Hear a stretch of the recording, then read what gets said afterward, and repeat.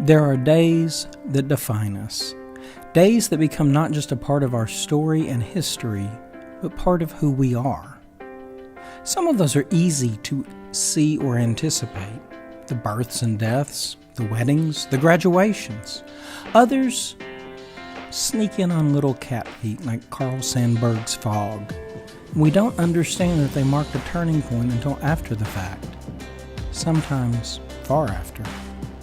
Saturday, April 7, 2018 marks the 20th anniversary of one of those unanticipated dates for me. April 7, 1998 was a Tuesday. That morning, I went to school just like I had for the past 8 years, or the past 24, depending upon how you think about it. Only I didn't go to my classroom. Instead, I piled into an SUV with 4 or 5 colleagues and we drove an hour to Greenbrier High School to see some new program, something to do with computers that had gotten one of my school board members all excited. Something called EAST. There, we met a teacher, he called himself the facilitator, named Tim or Jim or something like that, and one of his college professors named Terry. We sat in the counselor's office while Tim, or was it Jim, and Terry talked about how students could spend more time learning if we spent less time teaching. Sounded great. We'd all heard some version of this before. Then he did something different. He stayed behind and sent us across the hall to his classroom to spend time with his students, to ask them questions, to look at not only what they were doing, but how they were doing it. Oh, and he asked us to not get so distracted by the technology that we miss the students altogether. Wow. Less than 10 minutes later, my brain was on overload. There was so much going on, so many projects, so many students eager to talk to us and share their work. We left with what has since become a very familiar sensation. On fire to be a part of this thing called EAST. The next 3 years were the most rewarding of my teaching career. EAST at North Pulaski High was described to me by one of my assistant superintendents as the most powerful learning environment he had ever been in. Somewhere where you could feel the electricity in the air. Those kids, now adults, were the best team any educator could ask for. Meanwhile, that Tim guy, definitely not Jim, and Mr. Stevenson to most people, asked me and a small team to help figure out how we could teach other teachers to create an EAST environment in their schools. 1 minute he's a stranger, the next I'm talking to him every day.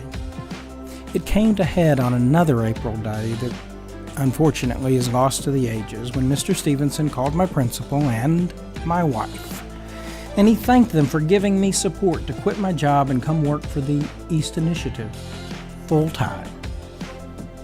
I really only wish that he had called me first and told me I was quitting. I started full-time at EAST the day after my birthday in June of 2001. I left 120 students to begin to help thousands every year. I started in communications and professional development, and really whatever else Tim needed us to do. By 2008, I was the president and CEO. I've traveled enough miles to get from here to the moon, but not back yet, I'm afraid, for EAST. I've met 3 U.S. presidents. I've been to a gravesite so protected you had to get permission and then be chanted onto the land. I've met and worked with some of the most dedicated people you can imagine. Thousands of them are facilitators, the best educators in the world. Today, I help tens of thousands of students every year. I've wept tears of joy when they have garnered recognition and acclaim, and scholarships, and jobs, and weddings. I've cried for other reasons too, particularly when I gave the eulogy for a very special alumnus who should have taken over the world, or at the very least taken over EAST one day. My family's been along for this ride, and they haven't always understood the craziness, but have always been happy to pitch in. Both of my daughters were East students, and I expect my granddaughter will be as well. It's cliche to say, but 20 years is so long and so brief all at the same time. When I walked into that classroom in 1998, not many people believed in East. Today, most people in business, industry, and education know we're doing important work. Last month, East was named a Non-Profit of the Year in our home state. In 1998, it was just a classroom full of highly engaged students and one amazingly inspirational facilitator. There are so many people to thank for the past 20 years.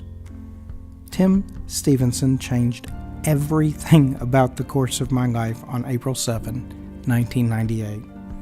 Today, my hope, my prayer, is that there are thousands of people who now realize, or soon will, that East is life-altering for the good. It is education accelerated by servicing technology. And it's also hundreds of thousands of people who won't give up when the problems seem larger than they are. Instead, they'll solve them, building the world we all want to live in.